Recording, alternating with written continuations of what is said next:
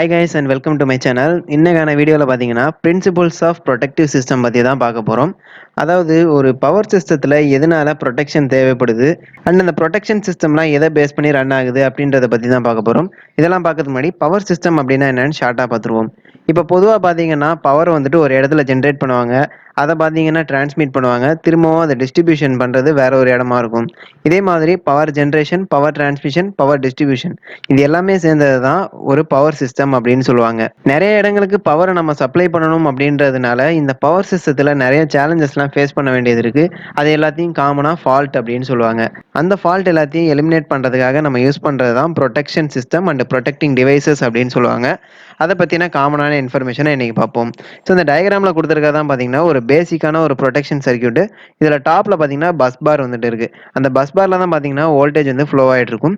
கீழே பார்த்தீங்கன்னா ஒரு சர்க்யூட் பிரேக்கர், ஒரு கரண்ட் டிரான்ஸ்ஃபார்மர், அடுத்தது ரிலே, அடுத்தது பார்த்தீங்கன்னா ட்ரிப் காயில். இது எல்லாமே சேர்ந்தது தான் ஒரு பேசிக் ப்ரொடெக்ஷன் சிஸ்டம். இப்போ பார்த்தீங்கன்னா சில நேரங்களில் ஃபால்ட் கரண்ட் என்டர் ஆகுது அப்படின்னா, இப்போ ஒரு உதாரணத்துக்கு 230 வோல்ட் ஃப்ளோ ஆகிட்டு இருக்கிற ஒரு லைனில் திடீர்னு 400 வோல்ட் ஃப்ளோ ஆனிச்சு அப்படின்னா அதை வந்துட்டு ஃபால்ட் அப்படின்னு சொல்லுவாங்க. கீழே பாட்டமில் பார்த்தீங்கன்னா பி அப்படின்ற ஒரு பாயிண்ட் ஒன்று கொடுத்துருக்குறாங்க. அதில் தான் வந்துட்டு ஃபால்ட் கரண்ட் ஃப்ளோ ஆகுது அப்படின்னு சொல்லிட்டு. இனிஷியலாக ஃபால்ட்டை பார்த்தீங்கன்னா கரண்ட் டிரான்ஸ்ஃபார்மருடைய பிரைமரி சைடு தான் சென்ஸ் பண்ணும். கரண்ட் டிரான்ஸ்ஃபார்மரோட செகண்டரி சைடு பார்த்தீங்கன்னா ரிலேயோட கனெக்ட் பண்ணியிருப்பாங்க. அதை ரிலே காயில் அப்படின்னு சொல்லுவாங்க. இப்போ இதே மாதிரி ஒரு கம்மியான வோல்டேஜ் ஃப்ளோ ஆகிட்டு இருக்கிற லைனில் திடீர்னு ஹையாக வோல்டேஜ் ஃப்ளோ ஆனிச்சு அப்படின்னா அந்த கரண்ட் டிரான்ஸ்ஃபார்மரோட பிரைமரியிலேருந்து செகண்டரிக்கு பார்த்தீங்கன்னா அந்த வோல்டேஜ் வந்துட்டு ஃப்ளோ ஆகும். இப்போ ஒரு எக்ஸாம்பிளுக்கு ஒன்று சொல்கிறேன். இப்போ ஒரு ரிலே இருக்குது அப்படின்னு வச்சுக்கோங்க. அந்த ரிலேவோட ஆப்ரேட்டிங் வோல்டேஜ் 9 வோல்டேஜ் அப்படின்னு வச்சுக்கோங்க. அப்படி 9 வோல்டேஜ் கிடைச்சிது அப்படின்னா அந்த ரிலே வந்துட்டு ஆப்ரேட் ஆகும். அப்படி 9 வோல்ட் கிடைக்கல, ஒரு 5 வோல்ட் 4 வோல்ட் கிடைச்சிது அப்படின்னா அது வந்துட்டு ஆப்ரேட் ஆகாது. அந்த மாதிரி தான் இந்த ரிலேவும். இப்போ அந்த கரண்ட் டிரான்ஸ்ஃபார்மரோட செகண்டரி சைடு வந்துட்டு எனர்ஜைஸ் ஆயிடுச்சு.